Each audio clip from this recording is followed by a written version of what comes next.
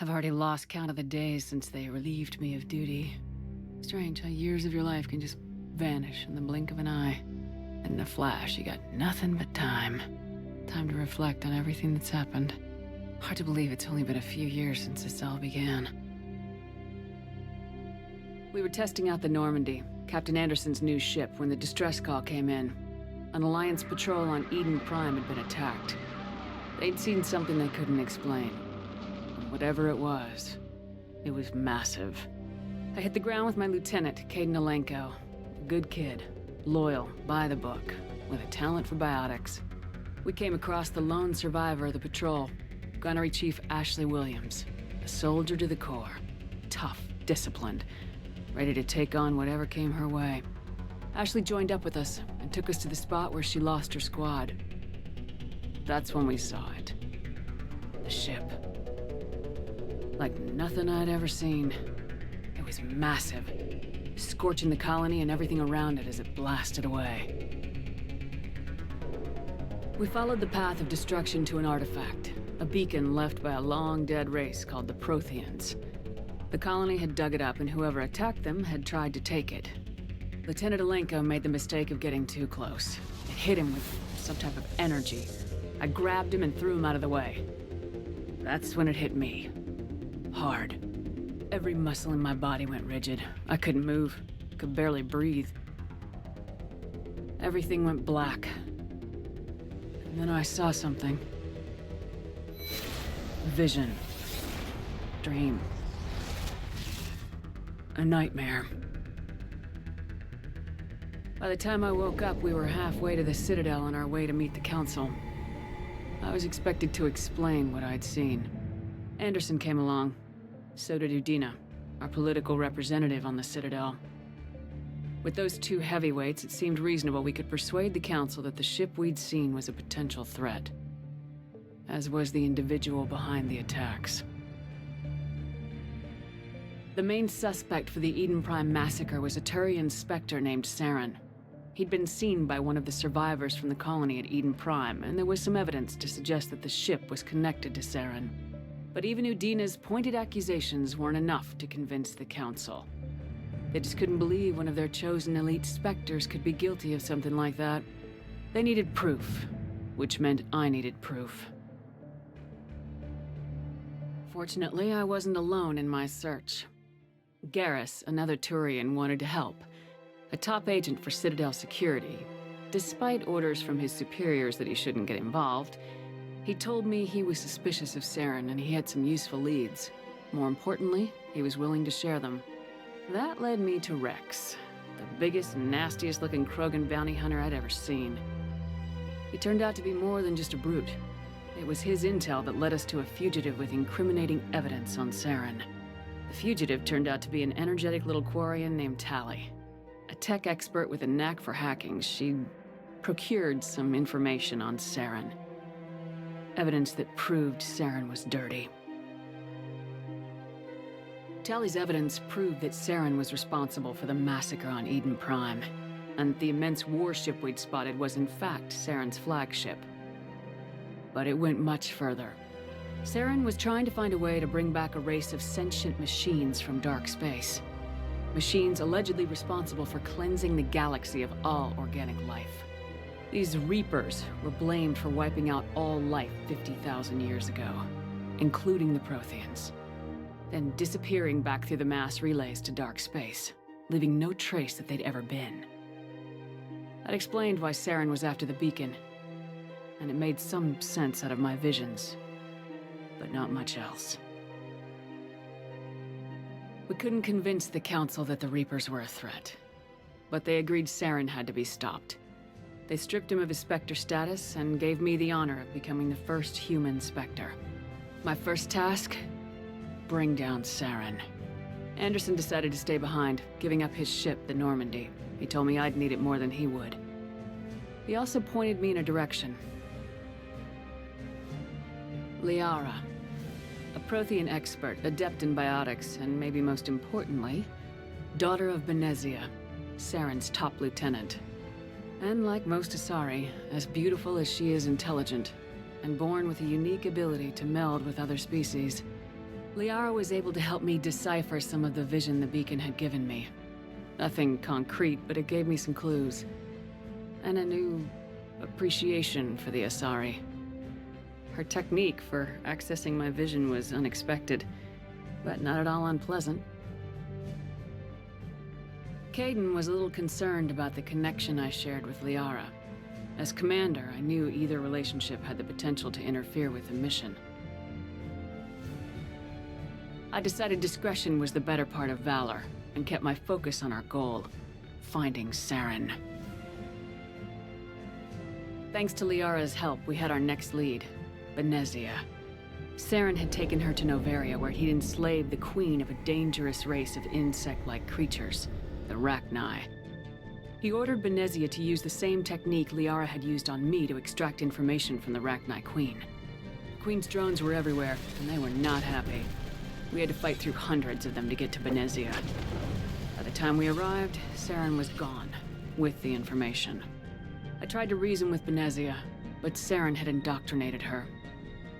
He had somehow acquired the ability to control people's actions and wills. Benezia wouldn't surrender, and Liara was forced to watch her mother die in her arms. And I was left with an angry, dangerous Rachni queen to deal with. She claimed her drones would do no harm if I released her, but the Rachni had terrorized the galaxy before.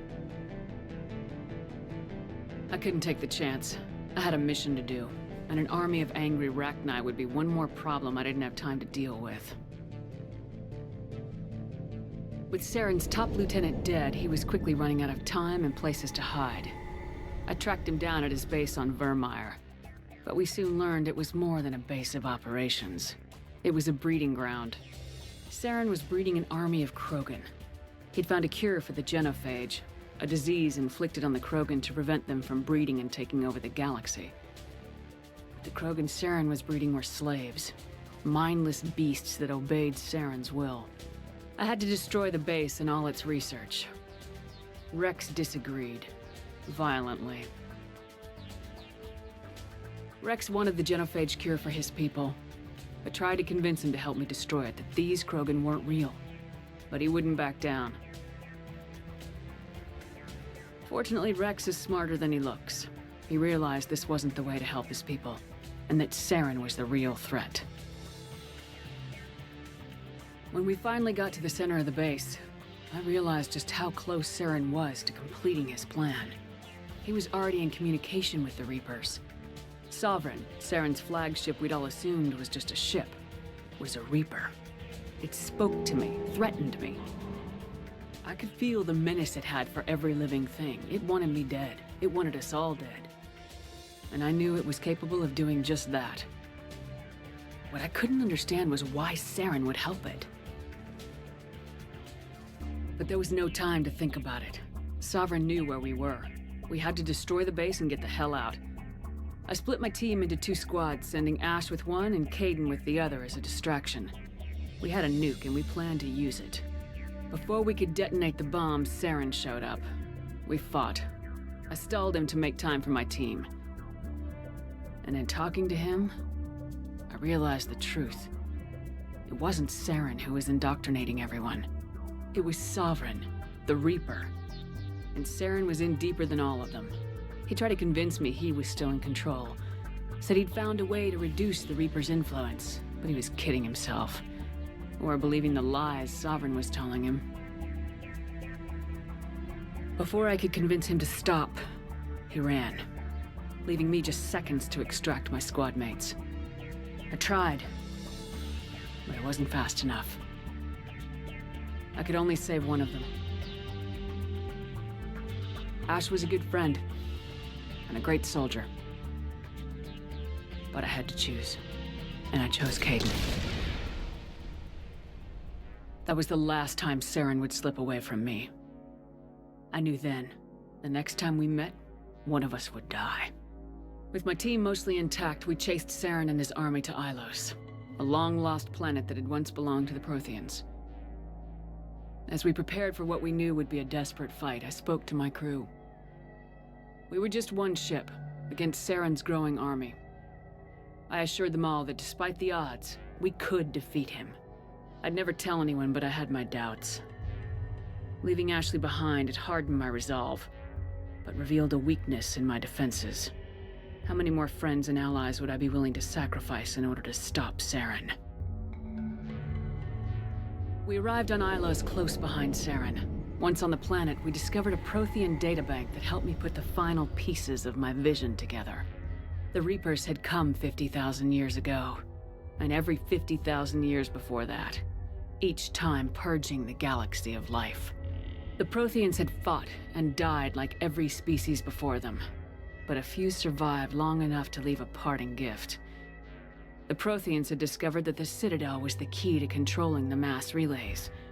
By sabotaging the Citadel, they found a way to close the relays to dark space, slowing the Reapers' return, giving us the time we needed to find a solution to stop the Reapers once and for all. Saren knew this. He was leading his army to take control of the Citadel and re-establish the relays to dark space, bringing the waiting Reapers here to destroy us all. We followed him to the Citadel. It was intact, but heavily damaged. He'd caught the Council fleets by surprise, and they were only now regrouping. And with Sovereign as his flagship, there was little hope that the fleets could counterattack with enough strength to take back the Citadel. But Saren was done running, and I was done chasing him. As the Alliance and Council fleets battled Saren's army outside the Citadel, I cornered the Turian bastard in the Citadel tower and confronted him. He died believing that the Reapers would save him. As I fought to regain control of the Citadel, the Council's flagship, the Destiny Ascension, fell under attack. Despite Saren's death, Sovereign and Saren's army continued to fight. The Council was aboard the Destiny Ascension and they were requesting assistance. But I knew in order to help them, I would have to put our Human Alliance fleet in jeopardy. The Council could be replaced. The fleets were needed here and now if we were going to defeat Sovereign.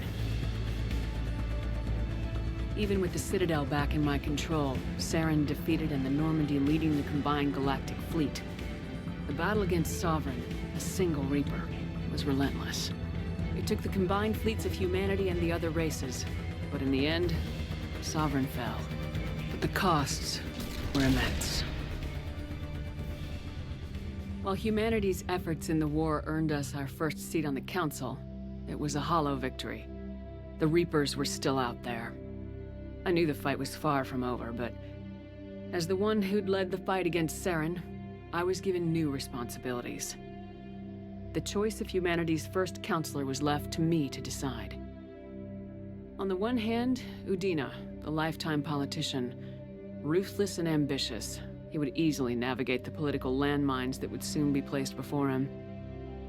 The other choice, Captain Anderson, the career soldier. Tough but fair. But a friend, and someone I could trust.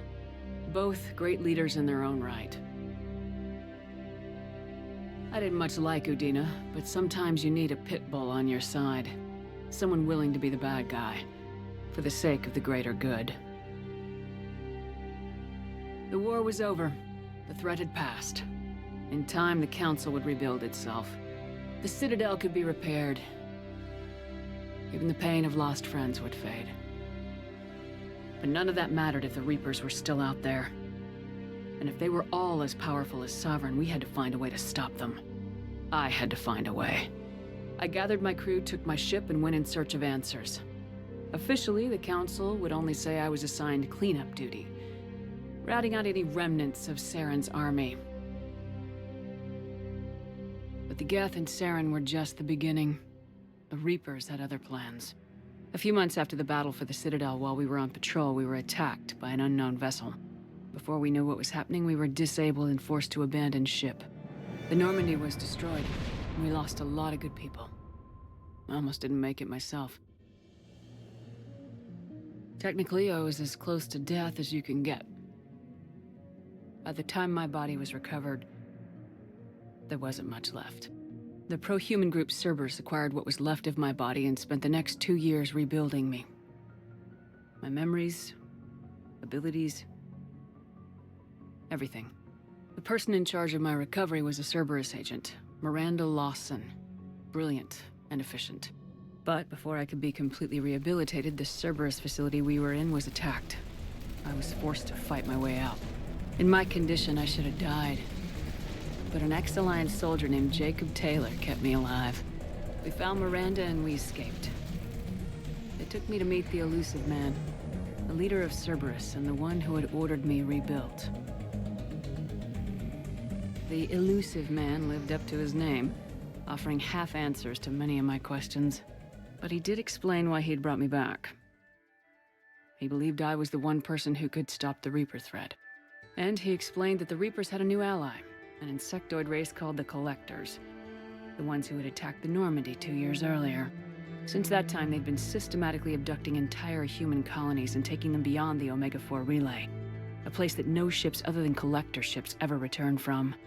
The Elusive Man wanted me to find out why humans were being abducted, and to end it. In return, Cerberus would outfit me with a rebuilt Normandy, weapons, and a skeleton crew. As long as I agreed to take along Miranda, Jacob, and an illegal AI named Edie. I told the Elusive Man I wanted my own team, people I knew. He already had a list of individuals that he wanted, people that might be willing to go on a suicide mission, to head beyond the Omega-4 relay and face the unknown. It was an interesting list. Ex-convicts, assassins, experimental scientists. In the end, it was my choice. It would take time and effort to recruit them all, and with more humans disappearing every day, I wasn't sure I should bother. I decided time was of the essence. I'd go after the key members first and then figure it out from there. Recruiting the team took me all over the galaxy. Along the way, I met some old friends. They were quick to join, despite the risks. As for the rest, finding them and convincing them to join me on a suicide mission was difficult. But keeping them from killing each other was next to impossible. They only had to stay alive long enough to complete the mission. I wasn't sure what difference it would make if they were happy doing it. There was no point wasting energy helping the team get along when they were gonna die anyway. I tried to recruit and reconnect with a few of my old squad, but they were suspicious of Cerberus. No doubt why they weren't on the Elusive Man's list to begin with. Worse, they'd moved on. For 2 years, they'd believed I was dead and lost. Now I was headed off on another suicide mission. If things were gonna get better between us, it would take time. But I was running out of time. If they wouldn't help, then I'd find someone else. With most of the team recruited, we were getting close. We just needed to figure out how to survive the Omega-4 relay. Our best chance came when we discovered a damaged Collector ship. We went in knowing it could be a trap, but we had to try. What we found there was almost unbelievable.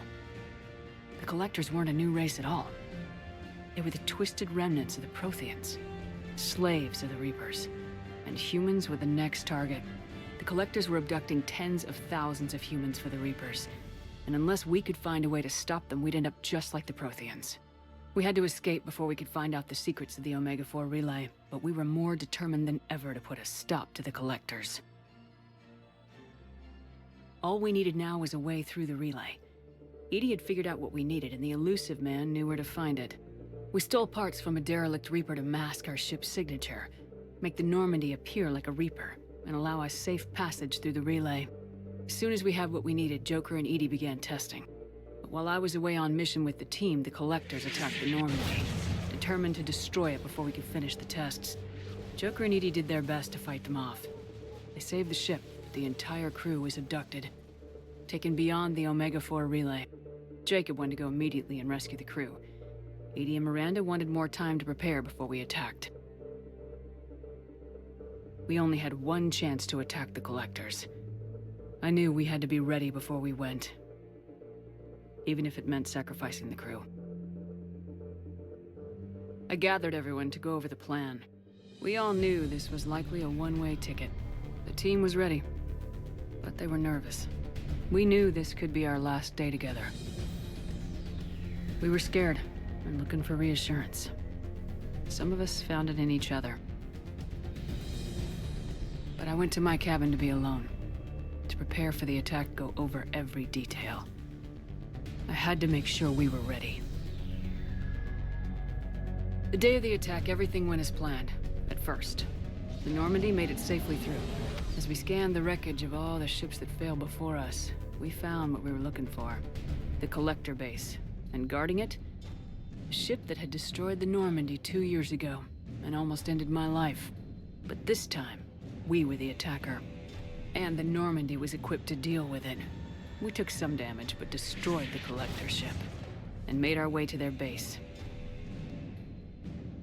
We knew the fighting inside would be brutal. The team was already depleted, and the others couldn't make up for them. Eventually, we made it to the heart of the base. To this day, I can hardly believe what we saw there. The collected humans had been dissolved, transformed, and repurposed to create the frame for a new Reaper. A massive human Reaper abomination. We had no choice but to destroy it.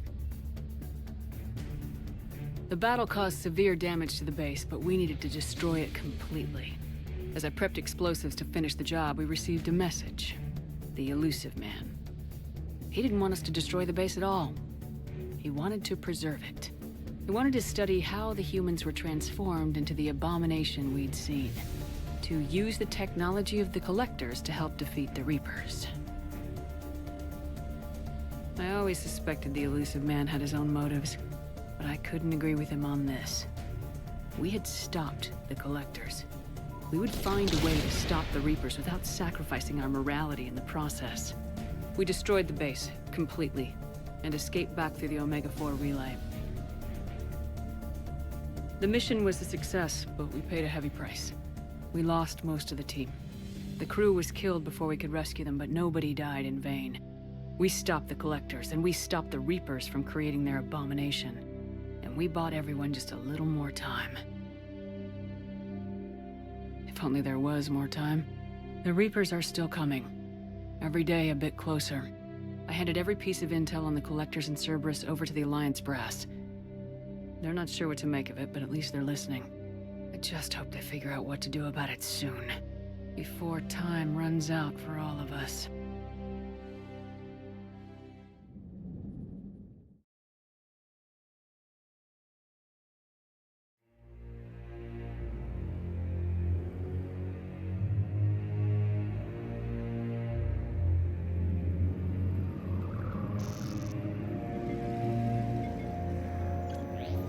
How bad is it? Bad.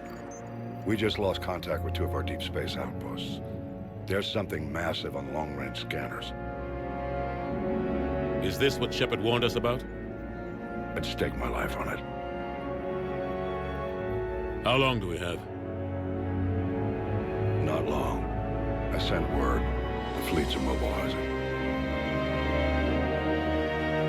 God help us all.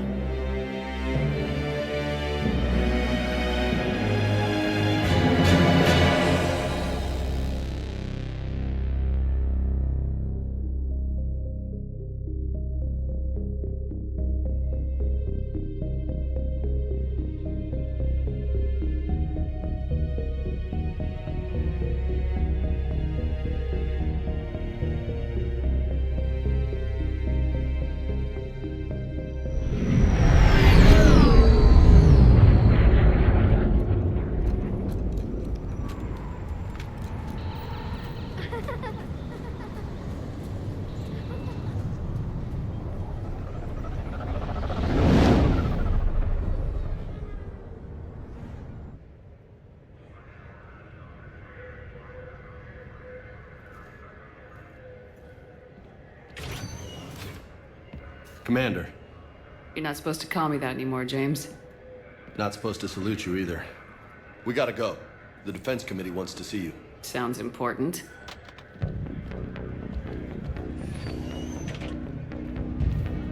What's going on? Couldn't say. Just told me they needed you. Now. Anderson? Admiral? You look good, Shepard. Maybe a little soft around the edges. How you holding up since being relieved from duty? It's not so bad once you get used to the hot food and soft beds. We'll get it sorted out. What's going on? Why is everyone in such a hurry?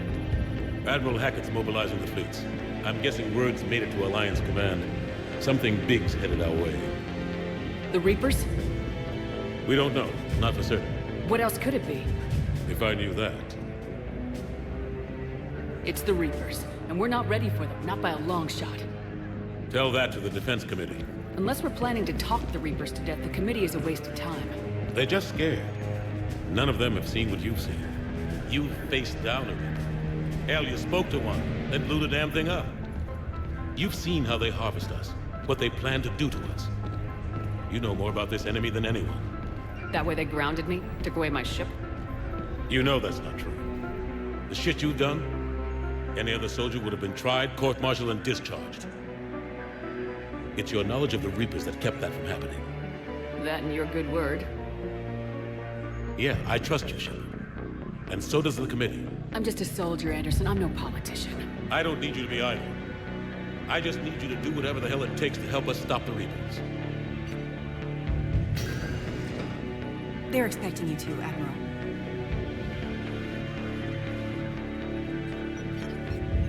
Good luck in there, Shepard.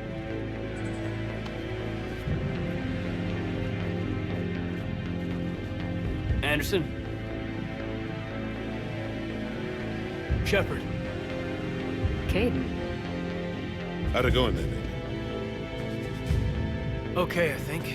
Hard to know. I'm just waiting for orders now. Major. You hadn't heard? No, I'm a bit out of the loop these days. Sorry, man. Didn't mean to keep you out of the loop. I'm sure you had your reasons. Yeah, I suppose I did. Still, it's good to see you. Admiral, Come on.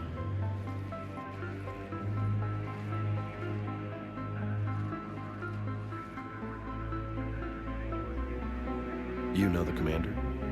I used to.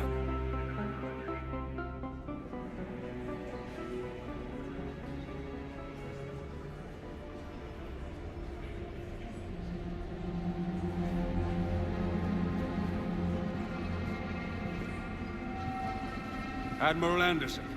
Shepard. What's the situation? We were hoping you would tell us. the reports coming in are unlike anything we've seen. Whole colonies have gone dark. We've lost contact with everything beyond the Soul Relay. Whatever this is, it's incomprehensibly powerful. You brought me here to confirm what you already know. The Reapers are here.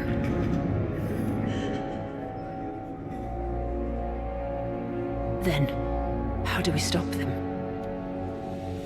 Stop them. This isn't about strategy or tactics. This is about survival. The Reapers are more advanced than we are, more powerful, more intelligent. They don't fear us. And they'll never take pity on us. But there must be some way. Each of us has to be willing to die to save humanity. Anything less, and they've already won. That's it? That's our plan? Admiral, we've lost contact with Lunabase. The moon? It couldn't be that close already. How'd they get past our defenses?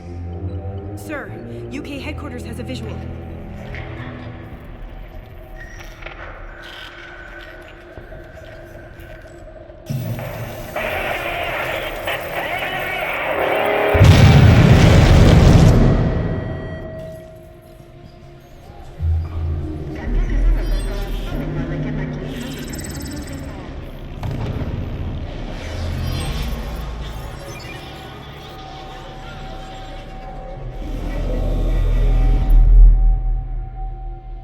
Why haven't we heard from Admiral Hackett? What do we do?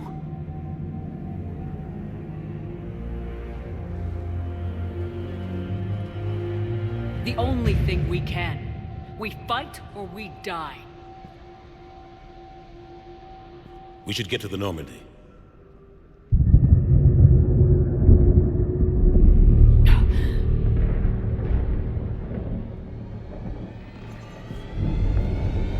Oh my god.